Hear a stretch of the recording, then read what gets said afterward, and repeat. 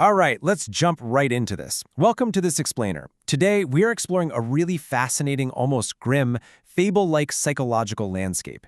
We're looking at a framework that describes the human psyche as a rotting kingdom, and this kingdom is completely hidden behind a very deceptive, very grand facade. Now, we aren't talking about actual buildings here. This is a powerful metaphor for how we construct internal walls that literally trap our own potential. We're going to decode the hidden metaphors inside this architectural imagery so we can understand exactly how this internal stagnation happens, and, more importantly, how a single spark of rebellion can tear the whole thing down.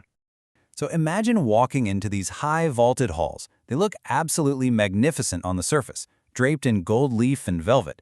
But underneath that shiny exterior, the structural integrity is completely compromised. Those beautiful decorations are just there to mask the jagged, rotting architectural bones of a stagnant kingdom.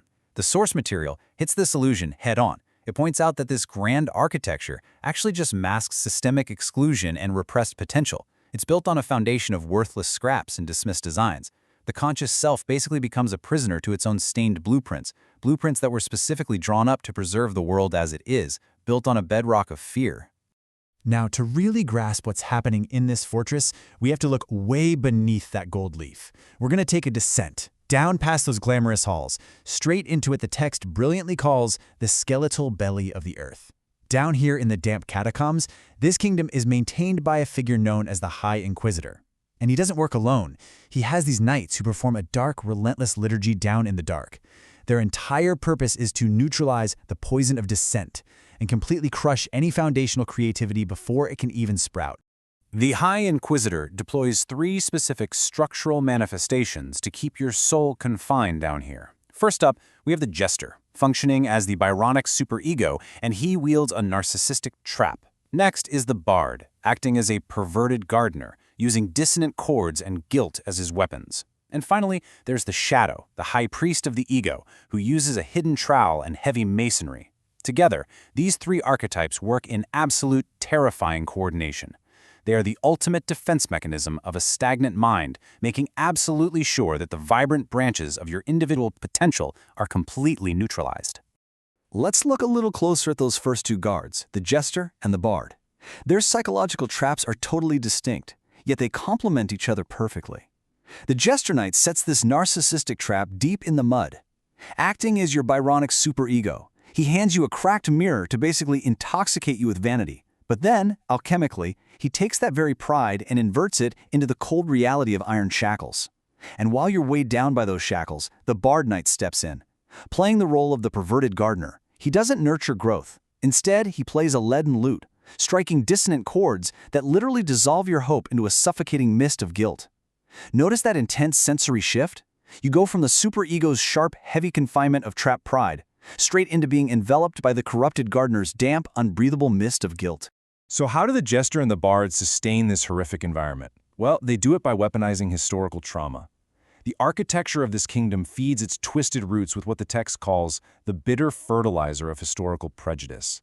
The trapped soul is forced to nourish itself on this highly toxic soil, and as it does, the thorns of the past actually begin to take root inside the psyche. The emotional impact of being in this catacomb is absolutely devastating. The text describes it as a literal physical weight against the lungs. You're chained up, you're surrounded by mist, and the sheer weight of history makes it physically impossible to take a deep breath. Okay, we are now reaching the very bottom of the catacombs. We're stepping into the ancestral vaults. The air down here is totally dead. The light is gone. This isn't just a prison anymore, it is a permanent tomb. And guarding the threshold of this final, inescapable space is the third and absolutely most formidable of the Inquisitor's forces. This is where the true, darkest masonry of the mind is executed, driven by a venomous grudge against any kind of change. Enter the Shadow Knight. He's defined as the High Priest of the Ego. Unlike the Jester's psychological tricks or the Bard's corrupted music, the Shadow Knight is a builder of permanent walls. With methodical devotion, he wields a hidden trowel. He utterly rejects the world as it could be and is solely focused on bringing your life to a rigid, structural conclusion. He uses heavy masonry to systematically wall in that volatile spark of human ambition. He is the ultimate enforcer of the status quo, ensuring that any poison of dissent is buried under solid rock. The emotional result of the Shadow Knight's heavy masonry is captured perfectly in this quote. achieving a state of stone silence. Just sit with that phrase for a second. Stone silence. It's the complete immobilization of a soul that has been forced to stay small. Your heroic silhouette, that grand, expansive version of who you could really be, is sealed away inside the rigid structures of repressed memory. Your creative spark isn't defeated in some glorious blazing battle. No, it's quietly extinguished by the methodical, unfeeling piling of heavy stone. Which brings us to a massive turning point. Does it have to end this way? Is the conscious self forever doomed to be a prisoner of these stained blueprints? Are we just trapped in the ancestral vaults, suffocating on the bitter fertilizer of the past, waiting for the heavy masonry to completely seal us in? We've mapped the terrifying architecture of this stagnant kingdom, but you know what? Architectures, no matter how rigid, can be shaken. Let's see how a path to escape actually gets built. Right there, emerging from the very dirt of those dark catacombs, something highly volatile appears. It's not a sword, it's not a shield, it is a tattered ledger. This ledger is a rough sketch of chaotic becoming.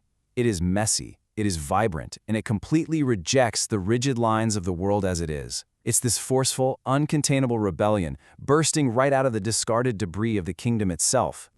And this ledger doesn't just sit there. Notice how its rebellion shits and shatters like cracked glass. It completely bypasses the High Inquisitor's walls of exclusion. It actively mocks the heavy masonry of the catacombs. In the face of this chaotic, vibrant energy, the Shadow Knight actually falters. The creative spark within those tattered pages is so incredibly powerful that it threatens to dissolve the foundational bones of the entire fortress, turning the Shadow Knight's once fearsome hidden trowel into nothing more than a useless relic. So, how does a creator actually overcome this architecture and defeat the Shadow Knight? Well, it requires a complete reversal of roles.